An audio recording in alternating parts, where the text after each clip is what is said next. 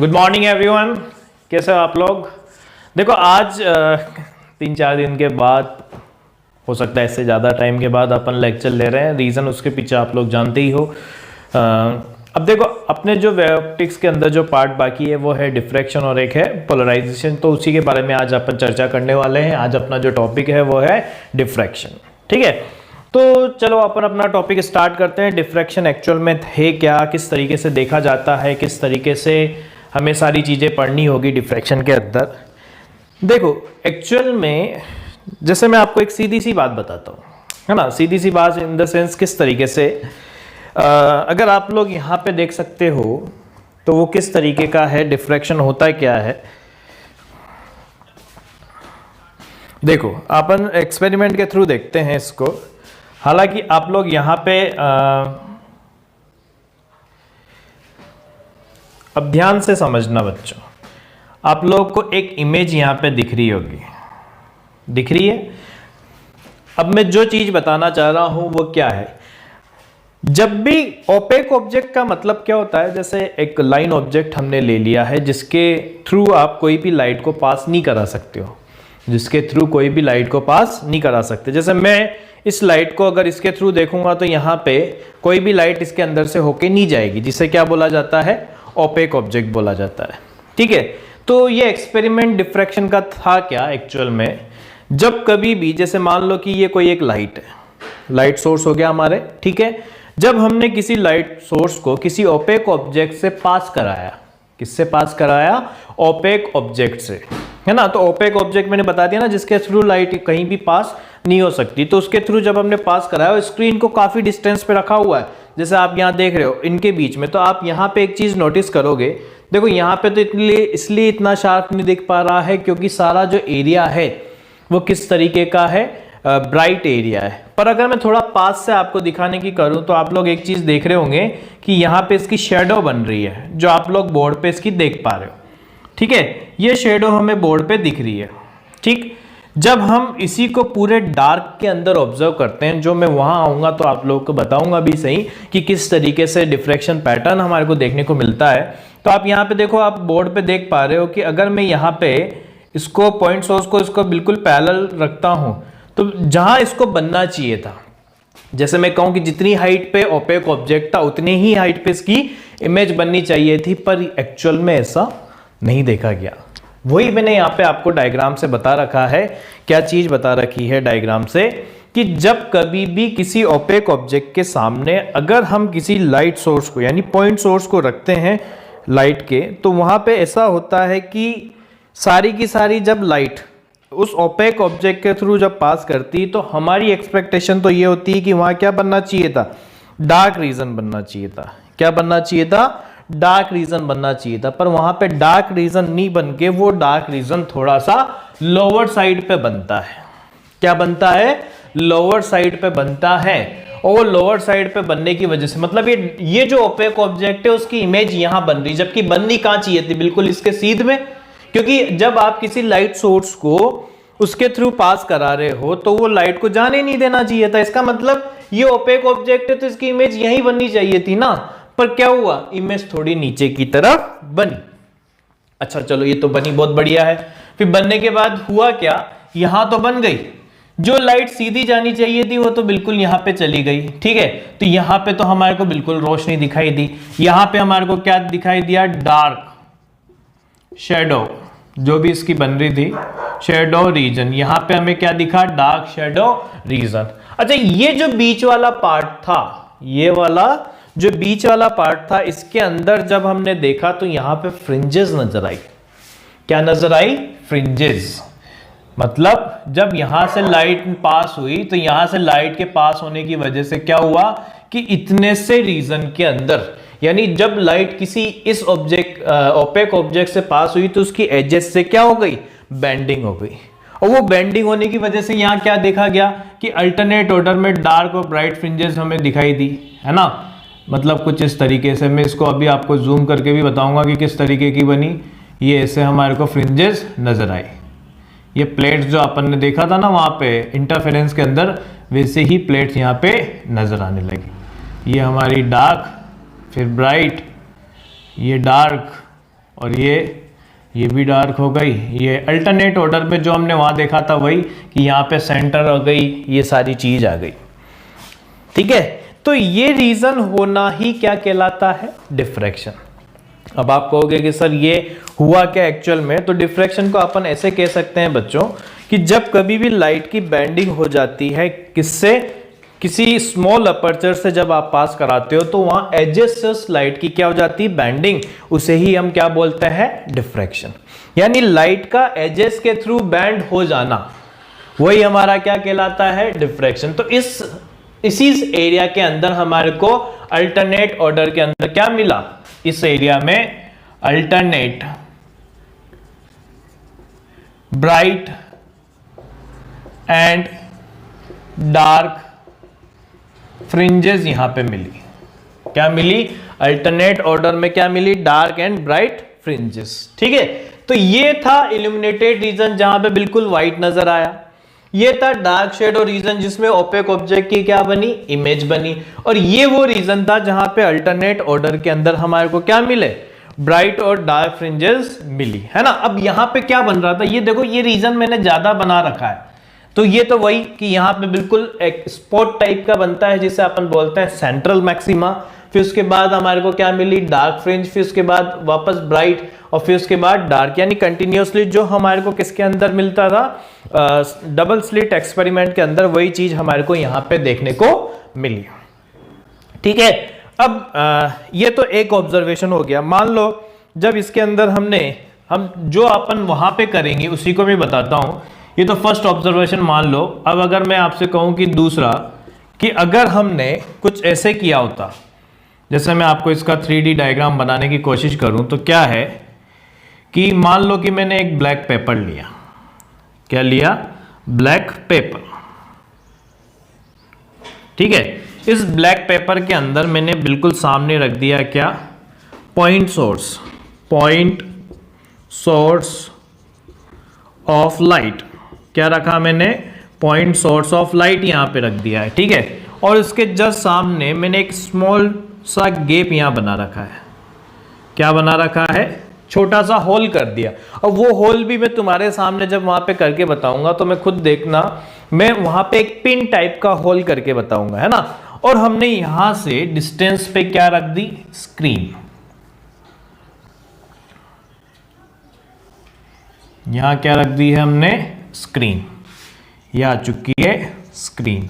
ठीक है, तो ये जब स्क्रीन से ये जब लाइट यहां पे गई, ठीक, और यहां से पास होने के बाद जब हमने देखा तो यहां से कुछ ऐसा बनना स्टार्ट हुआ कि बिल्कुल सेंटर वाला जो पार्ट था, कौन सा? ये वाला, यहां पे एक बड़ा सा स्पॉट बना और फिर ऐसे रिंग्स बनना स्टार्ट हुई। सबकी थिकनेस बराबर है, बस सामने वाला जो है ये स्पॉट बनता है, ये बीच में ये नहीं होगा। ठीक है, और अगर हम इसका 2D डायग्राम बनाएं तो 2D डायग्राम में ऐसा होता है कि जब कभी भी हम लाइट को कहाँ से पास कराते हैं, ये देखो, इसी को मैंने क्या कर रखा है? माइक्रोस्कोप से देखा। माइक्रोस्कोप, तो माइक्रोस्कोप से अगर हम देखते हैं तो हमने देखा कि जब हमने पॉइंट सोर्स ऑफ लाइट क्या ले रहे हैं हम यहाँ पे? पॉइंट सोर्स ऑफ लाइट, और हमने यहाँ पे रख दी है क्या? स्क्रीन। तो जब हम लाइट को यहाँ से पास कराते हैं तो ये एजेस से उस लाइट की क्या हो जाती है? बेंडिंग हो जाती है। और बेंडिंग होने की वजह से क्या मिलता है हमारे को? देखो सामने की तरफ बिल्कुल जब आप देखोगे तो यहाँ मुझे क्या देखने को मिला? एक सेंट्रल ब्राइट फ्रिंज मुझे देखने को मिली। ठीक है, और ऐसे ही फिर अल्टरनेट ऑर्डर में मुझे सारी चीज़ें जो ब्राइटनेस है वो देखने को मिल रही है। ब्राइट डार्क एक जैसी विड्थ की, और धीरे धीरे इनकी इंटेंसिटी कम होती जाती है। मतलब ये वाली हमारी क्या हो चुकी है? डार्क फ्रिंज, जो मैं आपके सामने यहाँ बना रहा हूँ। ये इधर भी हमारी क्या हो चुकी है? डार्क फ्रिंज हो गई।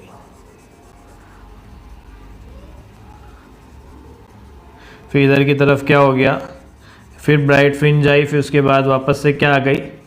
डार्क फ्रिंज आ गई। ठीक, पर धीरे धीरे ये जो डार्कनेस है वो कम होती जाती है। क्योंकि ये जो पैटर्न है वो इल्यूमिनेटेड रीजन में आने लगता है, तो ये धीरे धीरे क्या होता है, पैटर्न डिसअपियर होने लगता है और इनकी इंटेंसिटी क्या हो जाती, कम हो जाती है। ठीक, इसे नाम दिया गया सेंट्रल मैक्सिमा।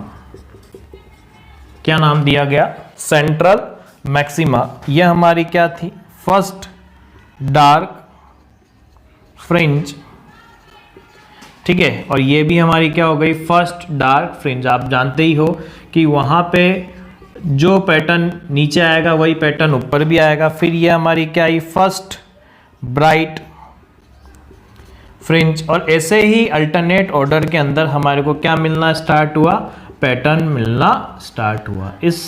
इसे ही हम क्या बोलते हैं, डिफ्रैक्शन। यानी जब कभी भी किसी भी लाइट को किसी ऑब्स्टेकल से पास कराया जाता है तो एजेस से उसकी क्या हो जाती है, बैंडिंग हो जाती है। एजेस से क्या हो जाती है, उसकी बैंडिंग, और एजेस से बैंडिंग होने की वजह से क्या हो जाता है, वहां पे हमारे को इंटरफेरेंस पैटर्न मिलता है। वो इंटरफेरेंस पैटर्न क्या होता है, धीरे धीरे कोलैप्स होता जाता है जैसे जैसे हम आगे बढ़ते जाते हैं। बीच वाला स्पॉट जो होता है वो बहुत ज़्यादा ब्राइट होता है और उसकी विड्थ ज़्यादा होती है, और सबकी बाकी धीरे धीरे विड्थ क्या होती है, कम होती जाती है। और ये जो बनते हैं वो होते हैं कंसंट्रिक सर्कल्स, कंसंट्रिक सर्कल्स, है ना। मतलब लाइट यहां गई, उसने एजेस से उसकी बेंडिंग करवाई, और ऐसे यहां पे जब जाएगी तो वहां पे कंसंट्रिक सर्किल देखने को मिलते हैं। ये हमारा क्या हो गया, अच्छा, बाकी सबकी जो विड्थ होती है वो बराबर होती है और धीरे धीरे इनकी इंटेंसिटी कम होती जाती है। तो अपन डिफ्रैक्शन की अगर डेफिनेशन देखने को कहें तो डिफ्रैक्शन क्या होता है, डिफ्रैक्शन हुआ क्या, डिफ्रैक्शन होता है the phenomena of bending of light through the edges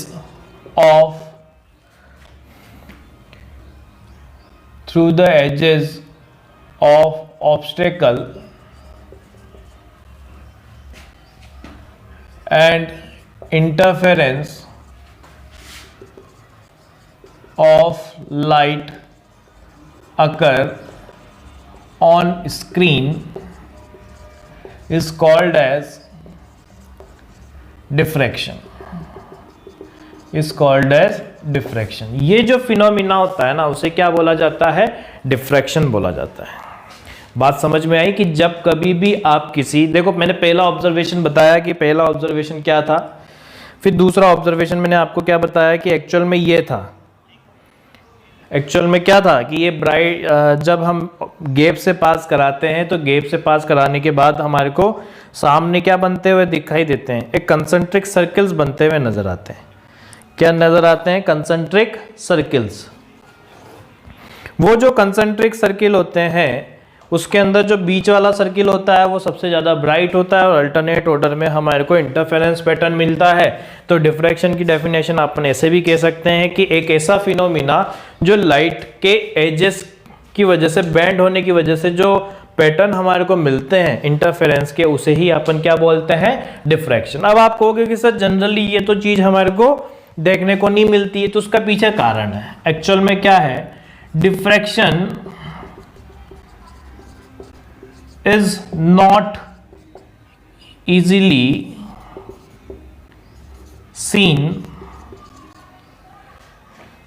as wavelength of light, क्योंकि देखो क्या होता है, as wavelength of light is very small, जो लाइट की वेवलेंथ होती है ना वो बहुत स्मॉल होती है, and it is very difficult to create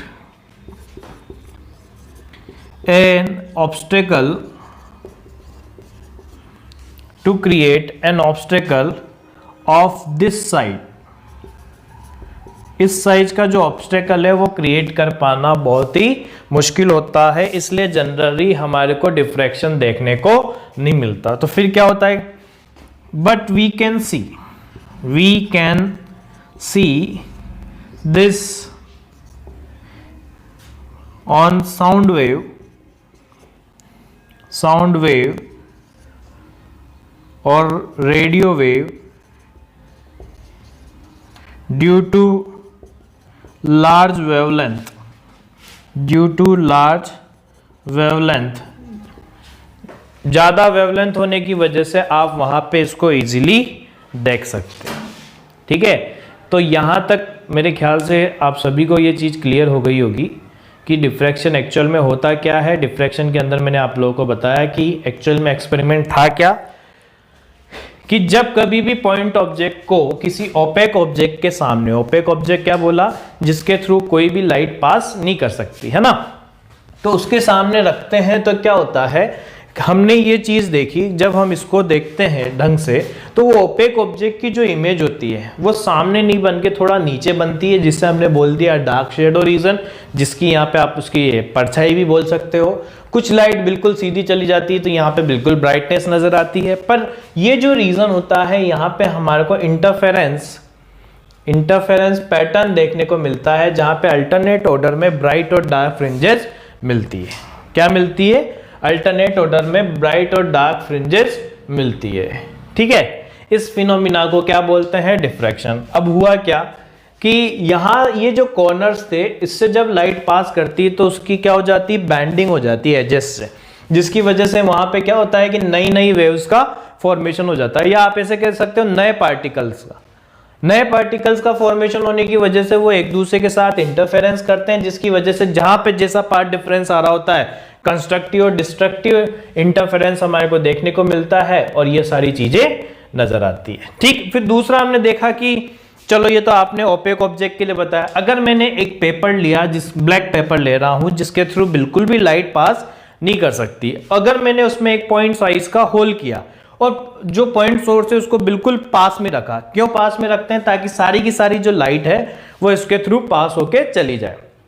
तो जब पास होके चली जाएगी तो हम स्क्रीन पे देखते हैं, तो स्क्रीन पे एक बिल्कुल बिल्कुल ब्राइट स्पॉट बनता है सामने, और फिर हमारे को कंसंट्रिक सर्कल्स नजर आते हैं, और वो कंसंट्रिक सर्कल्स जो होते हैं उसमें ब्राइट और डार्क फ्रिंजेस की अल्टरनेट ऑर्डर हमारे को देखने को मिलते हैं, है ना। ये सारा जो फिनोमिना होता है वो क्या कहलाता है, डिफ्रैक्शन। मतलब क्या हुआ कि यहाँ एजेस से बेंडिंग होने की वजह से हमारे को इंटरफेरेंस पैटर्न देखने को मिला, और उसके अंदर सेंट्रल ब्राइट फ्रिंज आप देख रहे हो मैंने ज्यादा मोटी बनाई हुई है और बाकी सब सेम ऑर्डर की बनाई हुई है।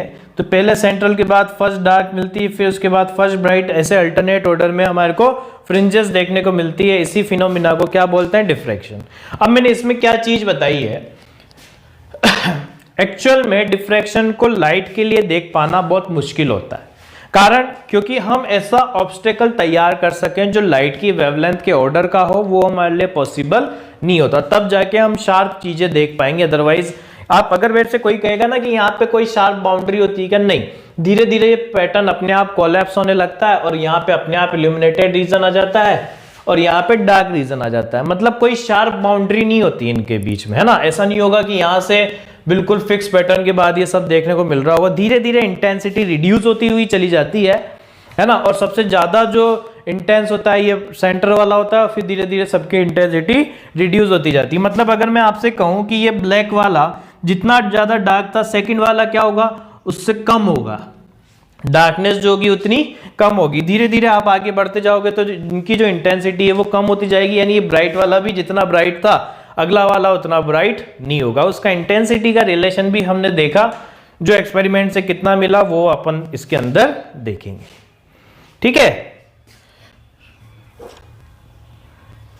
तो अगर आपसे कहे कि सर अगर हमें अच्छे से देखना है डिफ्रैक्शन तो क्या करना चाहिए, तो भैया डिफ्रैक्शन को अगर आप अच्छे से देखना चाहते हो तो एक सीधी सी बात है, क्या करना पड़ेगा आपको, डिफ्रैक्शन को इजीली देखने के लिए आपको जो लाइट की वेवलेंथ आप ले रहे हो उसी ऑर्डर का क्या बनाना पड़ेगा, ऑब्स्टेकल, है ना। जैसे हमारे जो लाइट देख क्यों होता है, क्योंकि हमें पता है फ्रिंज विड्थ जो होती है वो lambda D upon small D होती है, या एंगुलर विड्थ की बात करूं तो लैम्डा बाई डी, जो मैंने इंटरफेरेंस में बताया था। अब लैम्डा होता है एंगस्ट्रॉम का, है ना। चलो एंगस्ट्रॉम को अगर अपन 5000 एंगस्ट्रॉम भी देखें तो 10⁻⁻7 के ऑर्डर का तो आएगा वो मीटर में। अगर हम देखें 5000 होता है ना, तो 3 वो जो 3 जीरो है वो उससे कैंसिल हो जाएगा, तो 10⁻⁻7 तो आया।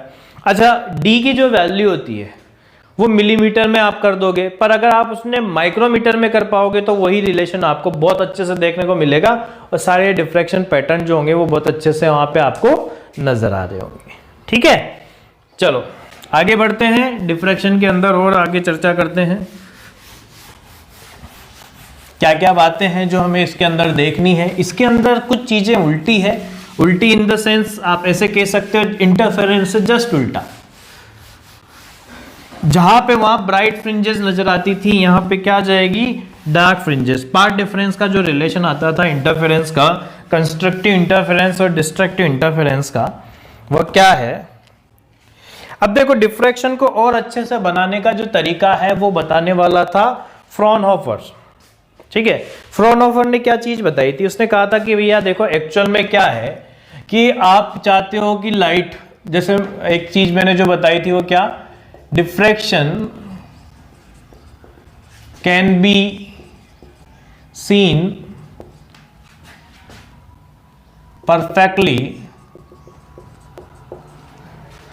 if the size of obstacle is in the order of wavelength of light. Light की जो वेवलेंथ है अगर उसके ऑर्डर का आपके ऑब्स्टेकल है तो वहां पे बहुत अच्छे से आप क्या देख सकते हो, डिफ्रैक्शन को देख सकते हो। अब बात करते हैं कि डिफ्रैक्शन को और अच्छे से देखने का तरीका क्या है। तो उसने ये बताया था, उसने ये कहा था कि यार देखो पॉइंट सोर्स आप लेते हो, क्या लेते हो, पॉइंट सोर्स, है ना। तो पॉइंट सोर्स में लाइट, अब देखो होता क्या है जनरली, अगर मैं आपसे कहूं तो फ्रेंजल और फ्रॉनहोफर ये सब क्या थे, उसने ये चीज बोला था कि भैया हमारे लिए क्या थी, मैंने आपको क्या चीज बोली कि यहाँ और यहाँ, ये मैंने बहुत ज़्यादा गैप बता रखा है समझाने के लिए, बाकी इतना गैप नहीं होता है, ये मिलीमीटर या उससे भी कम के ऑर्डर का होता है ना। और ये डिस्टेंस जो होती है वो ज़्यादा होती है। ये स्क्रीन हो गई और ये हमारा क्या हो गया, ऑब्स्टेकल। ठीक है, तो ये है हमारा पॉइंट सोर्स। क्या है, पॉइंट सोर्स। तो क्या चीज थी, हमें पता है कि अगर हम चाहते हैं कि सारी लाइट इसके थ्रू पास हो, सारी की सारी लाइट इसके थ्रू पास हो, तो हमें एक चीज देखनी पड़ेगी कि जो सोर्स है वो कहाँ रखा होना चाहिए, बिल्कुल ऑब्स्टेकल के पास, ताकि ज्यादा से ज्यादा लाइट गैप के थ्रू पास हो सके। ठीक है, उसी का इलाज हमारे को किसने बताया था, फ्रॉनहोफर ने। उसने क्या करा, उसने ये कहा कि भैया ऐसा है कि आपको ज़्यादा टेंशन लेने की ज़रूरत नहीं है। क्या टेंशन लेने की ज़रूरत नहीं है, उसने कहा कि यार तुम्हारे को लाइट पास करानी है ना, तो बिल्कुल इसके पास में, किसके पास में, यहाँ पे एक लेंस लगा दो उसी के साइज़ का। किसके साइज़ का लेंस लगा दो, जो गैप है उसी के साइज़ का। और यहाँ पे जो पॉइंट सोर्स है ना, उसको रख दो इसके फोकस पे। किसको रख दो, पॉइंट सोर्स को कहाँ पे रख दो, इसके फोकस पे। तो क्या होगा, हमारे को एक चीज हमने पढ़ी हुई है कि कोई भी कॉन्वेक्स लेंस जो होता है, अगर उसके फोकस पे आपने किसी भी लाइट सोर्स को रखा तो क्या होगा, वहां से पास होने वाली जो लाइट रे है आफ्टर रिफ्रैक्शन क्या हो जाएगी, पैरेलल हो जाएगी, किसके, जो प्रिंसिपल एक्सिस है उसके। ठीक, दूसरा अब क्या था, हमने ये करा था कि स्क्रीन को हम डिस्टेंस पे रखते हैं, किस पे रखते हैं, स्क्रीन को डिस्टेंस पे रखते हैं, जिसकी वजह से हमारे को जो पैटर्न मिलते हैं वो शार्प नहीं मिलते हैं। तो शार्प पैटर्न नहीं मिलने का भी उसने इलाज करा। उसने कहा कि भैया यहाँ भी लगा दो एक और लेंस। क्यों, और ये वाला लेंस थोड़ी साइज में बड़ा रखना। क्यों, क्योंकि यहाँ से अब लाइट की बेंडिंग होना स्टार्ट होगी। तो लाइट की बेंडिंग होना स्टार्ट होगी, तो जब लाइट इसके थ्रू पास होगी तो आपको अगर शार्प इंटरफेरेंस रीजन देखना है तो आप इसके थ्रू देख पाओगे, क्योंकि जहां पे लाइट का इंटरफेरेंस हो रहा होगा वो सारा का सारा ये क्या कर देगा, स्क्रीन पे कन्वर्ट कर देगा।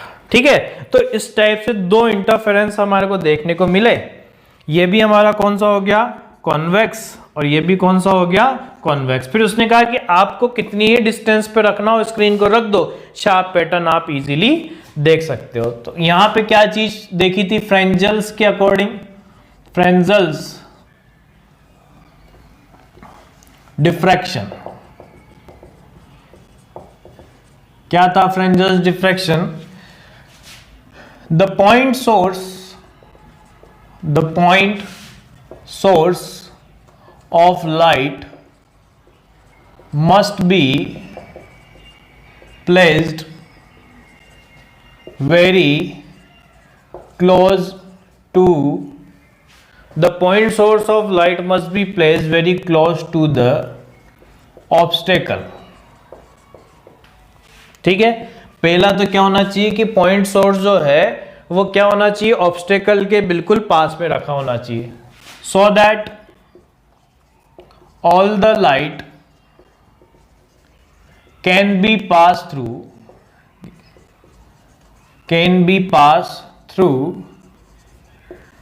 the obstacle and bending of light occur, वहां पे बेंडिंग ऑफ लाइट वहां पे पॉसिबल हो सके। ठीक है, फिर दूसरा द स्क्रीन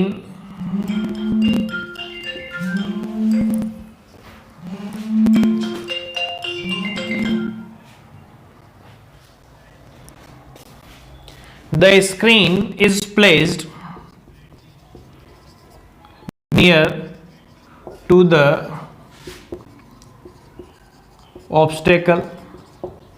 स्क्रीन को भी क्या होना चाहिए, नियर टू द ऑब्स्टेकल रखना चाहिए ताकि हम वहां पे पैटर्न को इजीली देख सकें, है ना। पर अब यहां पे क्या था, फ्रॉनहोफर का क्या है, फ्रॉनहोफर्स उसने क्या सॉल्यूशन निकाला, we can put a converging lens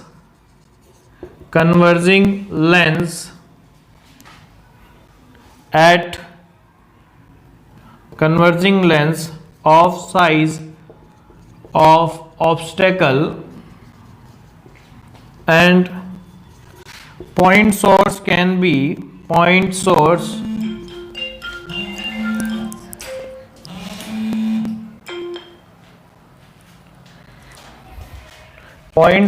can be placed near point source can be placed at the focus so that we can put a converging lens of size of obstacle and point source can be placed at the focus so that all the light passing through it become parallel to lens and bending occur। दूसरा, after the obstacle we can put a lens so that all the bending light incident and it make sharp pattern on screen and it is of large size।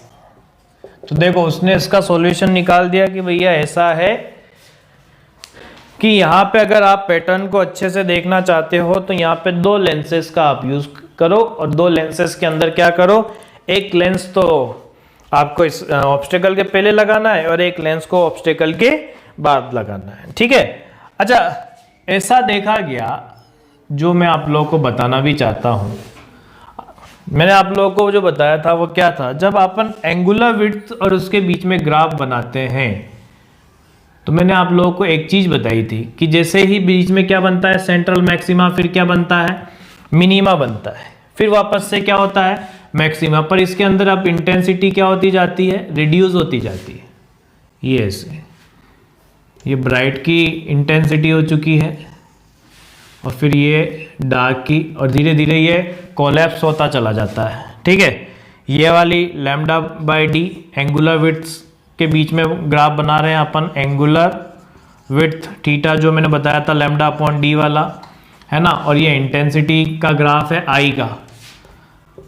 तो ये experimental result निकल के आता है। आप देख सकते हो कि यहाँ पे दोनों के बीच की जो विड्थ है वो कितनी दिख रही है, 2 लैम्डा बाय डी। यानी अपन ऐसे कह सकते हैं कि जो सेंट्रल मैक्सिमा होता है, सेंट्रल मैक्सिमा एंगुलर विड्थ जो होती है, एंगुलर विड्थ कितनी होती है भैया, 2 लैम्डा बाय स्मॉल टी। मतलब ये सबसे ज़्यादा थिकनेस का होता है। उसके बाद फिर क्या हो जाएगा, डार्क पैटर्न आएगा।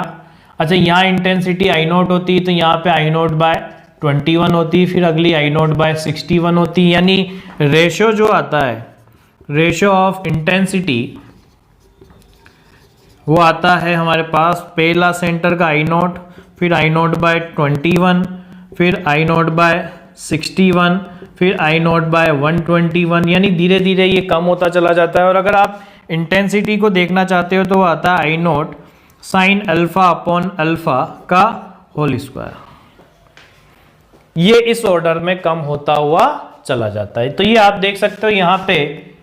फिर ये क्या हो गया हमारे फर्स्ट डार्क, फिर ये हमारा क्या हो गया फर्स्ट ब्राइट, फिर ये क्या हो गया सेकंड डार्क, और फिर ये क्या हो गया सेकंड ब्राइट। यहां पे भी ये क्या हो गया फर्स्ट डार्क, फिर ये क्या हो गया फर्स्ट ब्राइट, फिर ये क्या हो गया सेकंड डार्क, और ये क्या हो गया सेकंड ब्राइट। इस तरीके से धीरे धीरे ये ऑर्डर निकल के आता है, ठीक है।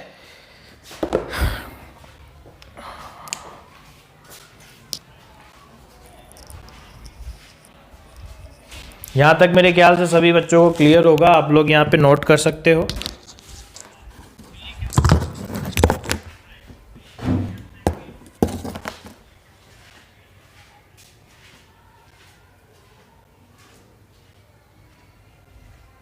आगे बढ़ते हैं।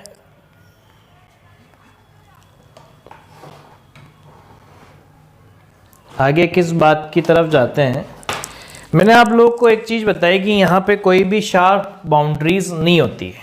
शार्प बाउंड्रीज नहीं होने का मतलब, अच्छा इसमें डिफ्रैक्शन पैटर्न के अंदर होता क्या है वो भी अपन देख लेते हैं।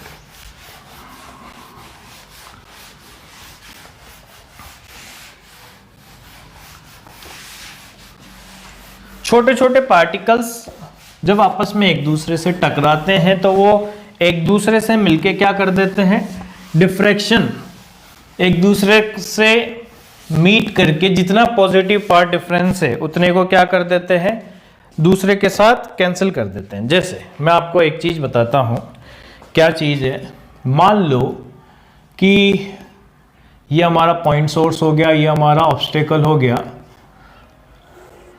और ये हमारी स्क्रीन हो गई, ठीक है ना।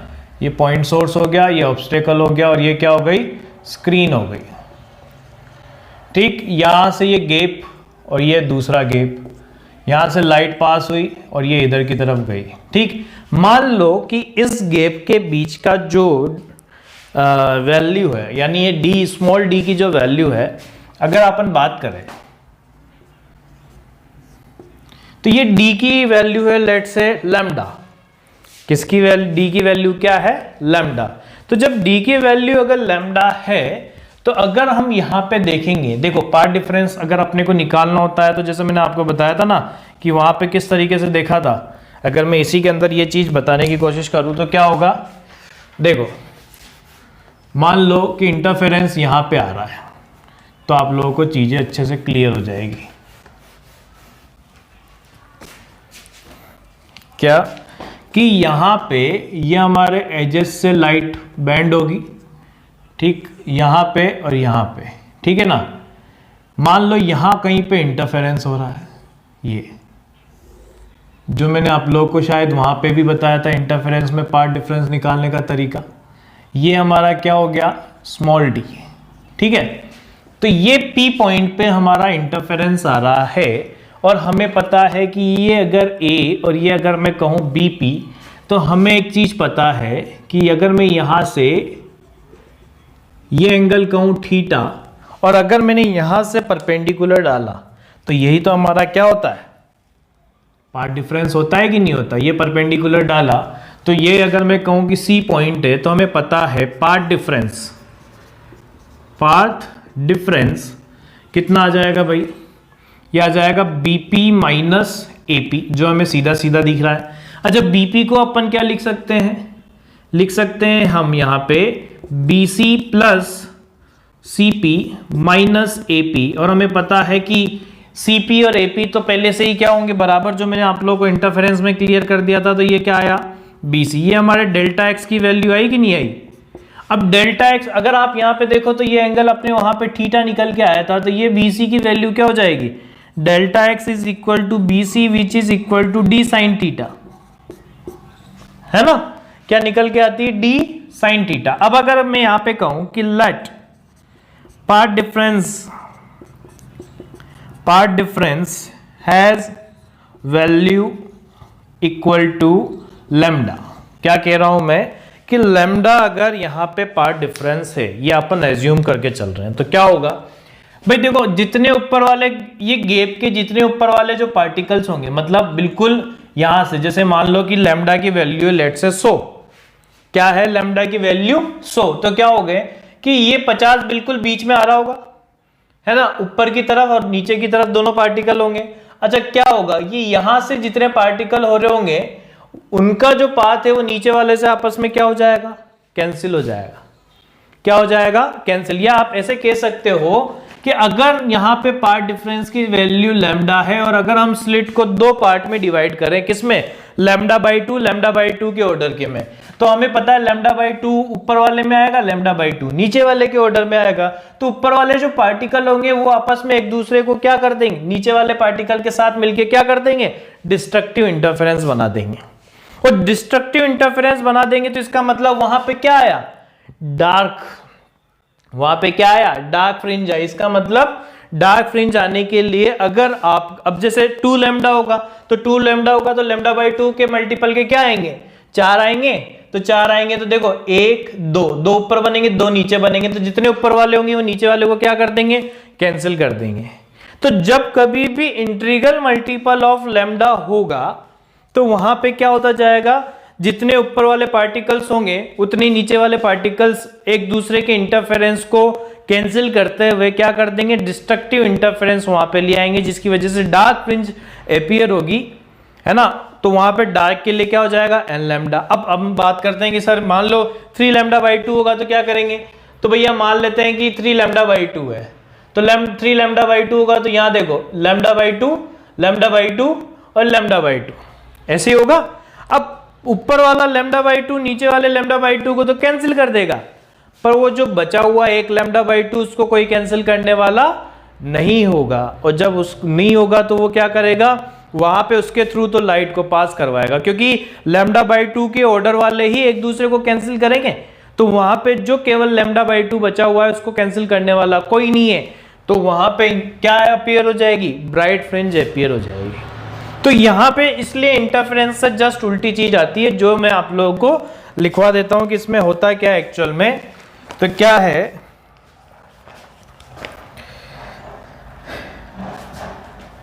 Then the width of obstacle can be divided into 2 equal parts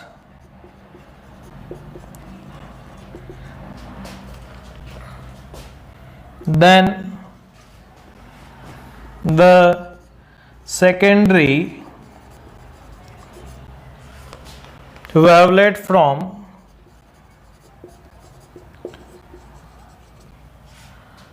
corresponding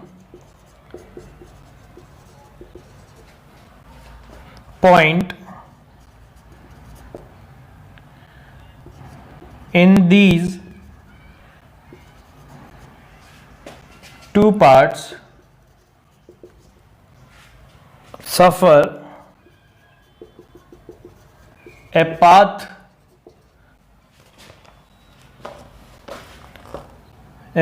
difference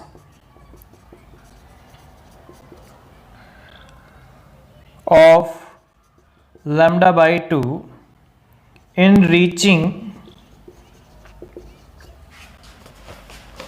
point P, and destructive interference will be obtained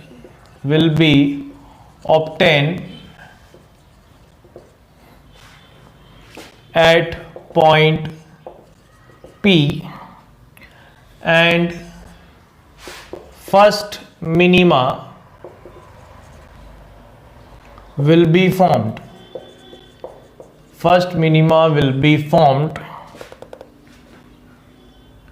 And the effect of upper lambda by 2 will be cancel out by effect of lower lambda by 2. अब देखो जो चीज मैंने 3 lambda by 2 के साथ बताई तो क्या होगा, let path difference of is 3 lambda by 2, path difference जो है वो क्या है 3 lambda by 2, then the width of slit can be divided in 3 equal parts. The secondary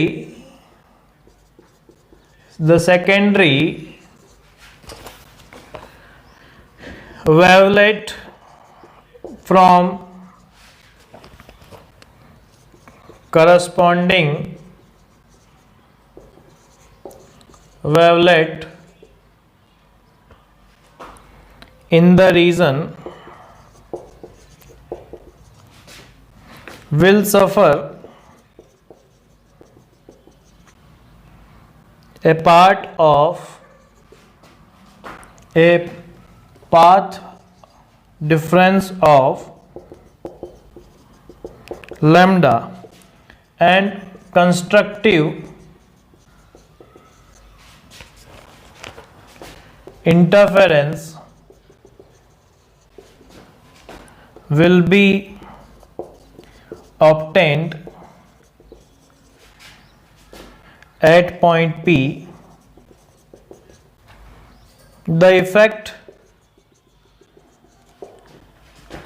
of upper lambda by 2 will be cancelled by lower lambda by 2, but 1 lambda by 2 will remain. ठीक है, तो अगर मैं यहां पे कहूं आपसे कि फॉर मैक्सिमा, है ना, डी साइन थीटा की वैल्यू क्या होनी चाहिए, lambda by 2, 3 lambda by 2 and so on, odd multiple of lambda by 2, ठीक है ना, अगर हम ब्राइट फ्रिंज लाना चाहते हैं। और फॉर मिनिमा की मैं बात करूं, तो मिनिमा में क्या आ जाएगा कि d sin theta is equal to n lambda. तो ये जस्ट किससे उल्टा हो गया, इंटरफेरेंस, किससे उल्टा हो चुका है, इंटरफेरेंस से। तो ये चीज अपने को ध्यान में रखनी है ना। अब देखो मैंने आपको एक चीज बताई थी IR रीजन, इल्यूमिनेटेड रीजन। तो उस इल्यूमिनेटेड रीजन के बाद मैंने आपसे कहा था कि वो जो फ्रिंज पैटर्न बनते हैं उससे जस्ट ऊपर जाते हो तो वो डिसअपियर हो जाता है ना। तो ये इसे बोला जाता है फ्रेंजल्स डिस्टेंस। क्या बोलते हैं, फ्रेंजल्स डिस्टेंस। फ्रेंजल डिस्टेंस क्या होती है, ये होती है the distance of screen, the distance of screen from obstacle at which the diffraction of light will disappear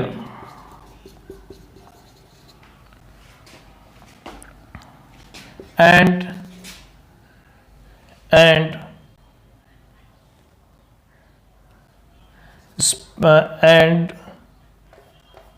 at which the spreading of light in diffraction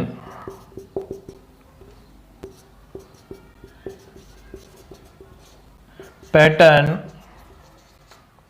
become equal to width of fringe, यानी width of slit लिखना चाहिए। यानी अपन ऐसे कह सकते हैं कि अगर बीटा जो है lambda D by small D होता है ना, अगर वो डी के इक्वल हो जाएगा, यानी जो गैप, धीरे धीरे हम क्या करते हैं कि गैप को बढ़ाते जा रहे हैं, गैप को बढ़ाते जाएंगे, जो पैटर्न है वो भी बढ़ता जाएगा। बढ़ता जाते जाते एक टाइम ऐसा आता है कि सारी की सारी लाइट पास हो जाएगी, फिर कोई भी बैंडिंग नहीं हो रही होगी। तो कब तक बढ़ा सकते हो, मैक्सिमम डिस्टेंस डी तक। तो यहां से फ्रेंजल डिस्टेंस क्या निकल के आती है, D square is equal to lambda D. तो ये डी एफ की वैल्यू आती है under root of lambda D, जहां पे ये क्या होता है स्लिट विड्थ, और ये क्या होती है स्क्रीन डिस्टेंस, कि स्क्रीन को कितनी डिस्टेंस पे रखना चाहिए। ठीक है, तो ये है डिफ्रैक्शन के बारे में। अब अपन नेक्स्ट लेक्चर के अंदर देखेंगे कि इसमें रिजॉल्विंग पावर का क्या रोल होता है। मैं इसका इंट्रोडक्शन भी आप लोगों को दे दूंगा।